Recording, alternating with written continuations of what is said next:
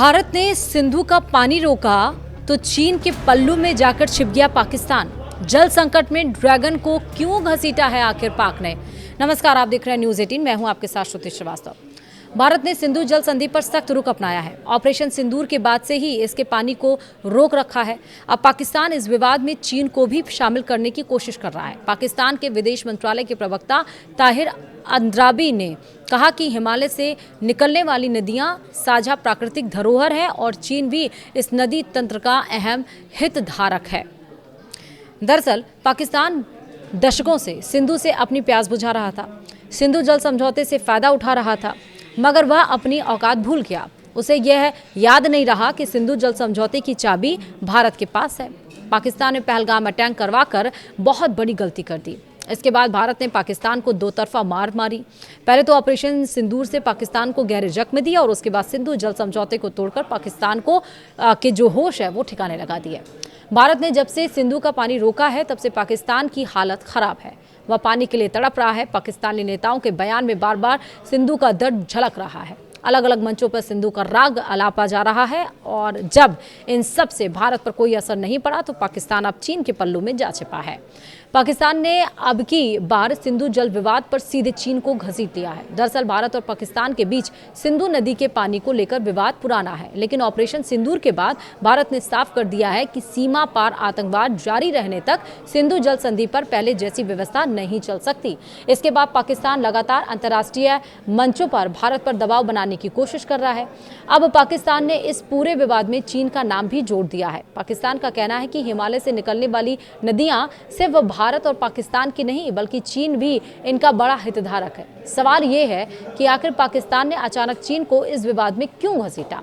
सबसे पहले जानते हैं कि पाकिस्तान ने अब चीन का नाम कैसे और क्यों लिया है। दरअसल पाकिस्तान के विदेश मंत्रालय के प्रवक्ता ताहिर अंद्राबी ने कहा है कि हिमालय से निकलने वाली नदियां कुदरत की देन है। ये नदियां सिंधु से लेकर मेकांग तक कई देशों को पानी देती हैं। उनका कहना है कि चीन से भी कई बड़ी नदियां निकलती हैं, इसलिए पानी का मुद्दा पूरी मानवता से जुड़ा है और चीन की भूमिका भी अहम है। यानी पाकिस्तान यह संदेश देने की कोशिश कर रहा है कि यह सिर्फ भारत पाकिस्तान का मामला नहीं बल्कि पूरे क्षेत्र का मुद्दा है। पाकिस्तानी विदेश मंत्रालय के प्रवक्ता ताहिर अंद्राबी ने कहा कि चीन के बारे में दो सवाल थे।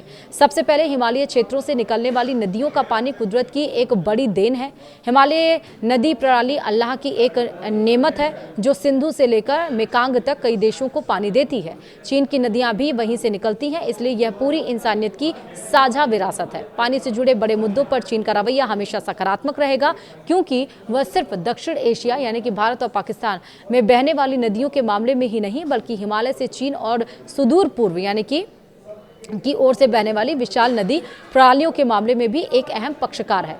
अब सवाल है कि आखिर पाकिस्तान ने चीन का नाम क्यों लिया, तो इसका जवाब सिंपल है, प्रेशर यानी दबाव। जी हां, सिंधु जल पर पाकिस्तान छटपटा रहा है। भारत ने जब से पानी रोका है तब से वह बिलबिला रहा है और वह हर कोशिश कर रहा है कि मगर सिंधु का एक कतरा तक भी उसे नहीं मिल पा रहा। भारत साफ कर चुका है कि पहले आतंकवाद रोको तभी पानी मिलेगा, इसलिए पाकिस्तान इस समय कूटनीतिक दबाव में है। भारत ने आतंकवाद के मुद्दे पर पाकिस्तान को कई मंचों पर घेरा है।